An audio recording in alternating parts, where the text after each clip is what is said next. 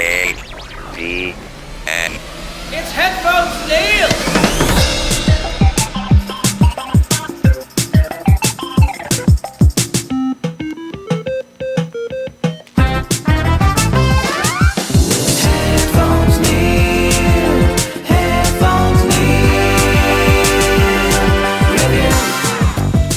What's up, guys, and welcome back to HeadphonesNeil Reviews. I'm your host, as always, HeadphonesNeil, bringing you a kind of simple episode for this week. One unexpected update review sort of thing. Not going to be too much to talk about, but thought I would bring it up for the episode.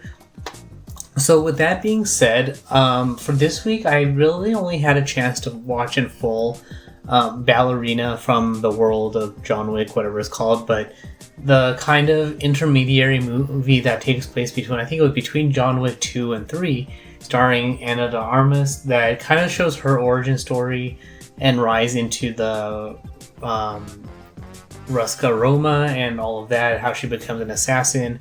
She does have a crossover little bit with John Wick, and they show, how he falls out of favor with the same family and all of that. So overall, it was a good movie, enjoyable. If you like the John Wick movies, then you'll pretty much like this. It's a pretty similar formula along the lines of what we see in the Black Widow movie, but in the John Wick universe. So with that being said, overall a fun movie, not too different from the John Wick movies. So overall enjoyable. Can we expect more? Probably not, but they made it. It was fun and enjoyable and all that. I was going to try and watch The Continental. I didn't have a chance to look further into it in the basic search I did. And all I could find was that I'd have to sign up for another streaming service in order to watch it.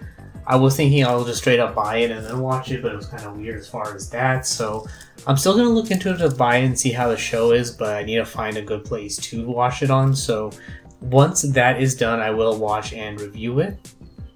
And give you an update when that happens. But as of now, I haven't watched it yet, but I still have it on my to watch list and review it when that happens. As far as the unexpected thing for this week, I had a chance to go to California Adventure and Disneyland, so we just went to go check it out. No particular schedule, go on whatever rides we could, look around, just have a fun, relaxing day. So overall, it was a good day. We did go on Guardians of the Galaxy Tower Breakout, whatever it's called, and I generally enjoyed it. Something I don't remember seeing from last time was the Ultron frame in the case for the collector, so I thought that was a nice touch. I enjoyed seeing that. The weird thing was the Wampa looking creature as you're about getting ready to join the group to get on the ride. So I have to look up what that was all about, but I was like, why is there a Wampa here? So unless it was like a pseudo Star Wars crossover thing, or there's an actual creature like that in the MCU, but like from the Thor Dark World or something like that, but it didn't ring a bell, so I thought that was kind of strange and weird there. And then just seeing the sights of the Chinatown, San Francisco, or Japanese influence stuff was good. The Incredicoaster, still a fun ride as far as roller coasters go at Disneyland, so recommend going on that. The Cars Land ride, it looked like they had a slight update since the last time I was there as far as some of the initial stuff, so still a fun ride. I enjoy the driving racing part through the canyon, so pretty well done. Pirates, I kind of like the Pirates of the Caribbean. It feels like there's some changes going on, but overall just a good relaxing ride there on a hot sunny day.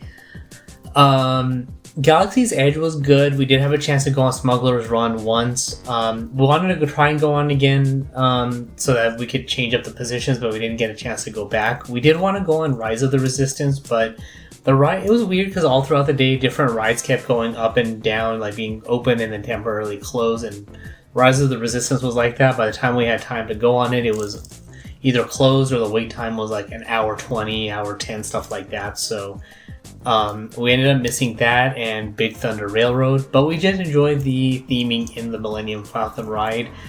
and all that. So definitely a good time there.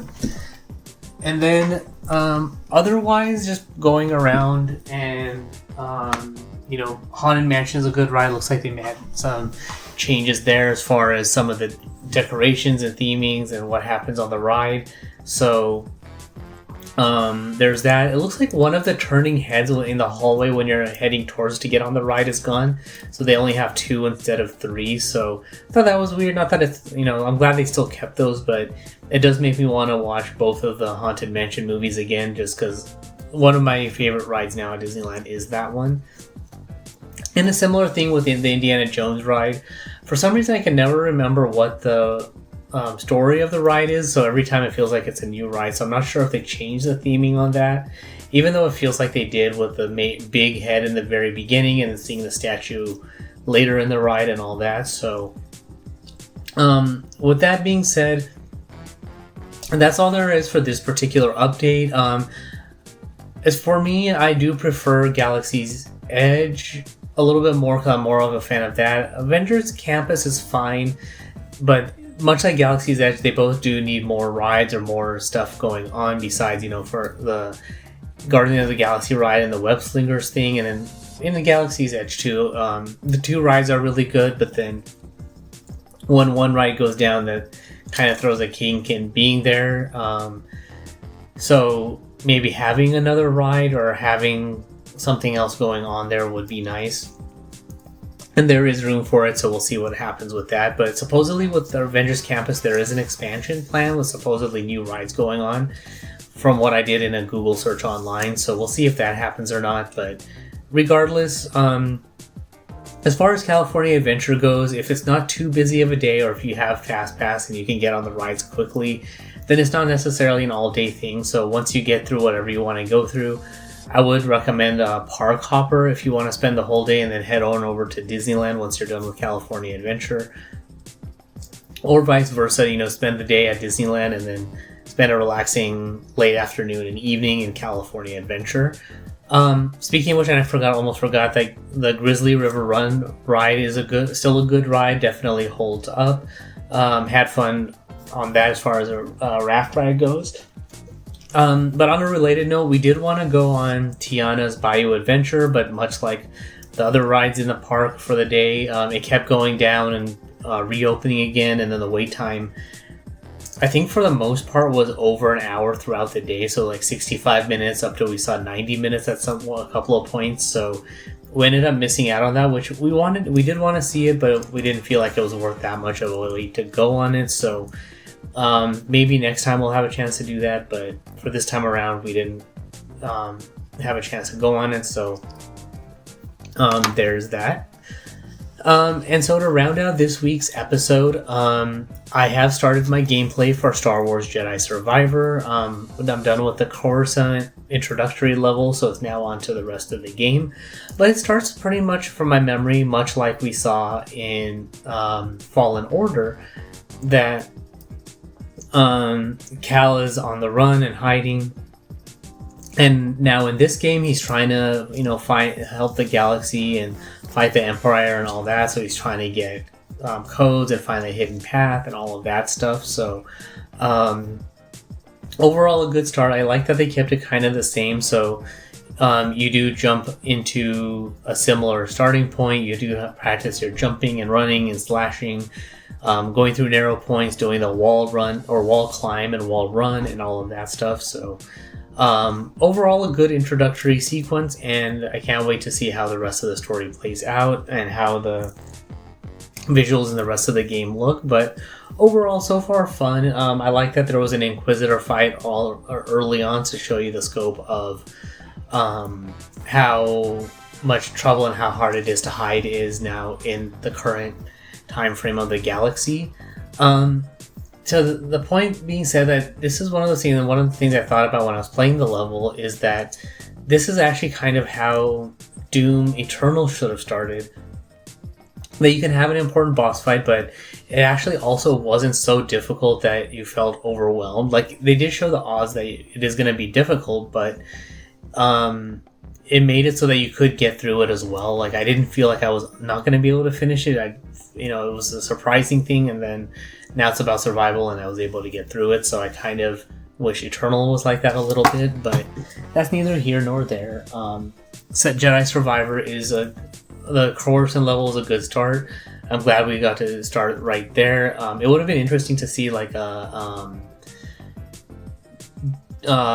cameo or like an announcement or something from the Emperor or something, just as like maybe an introductory video speech kind of thing as far as a rebel insurgency or something like that to address that, but that didn't happen, so we'll see what happens for the rest of the game.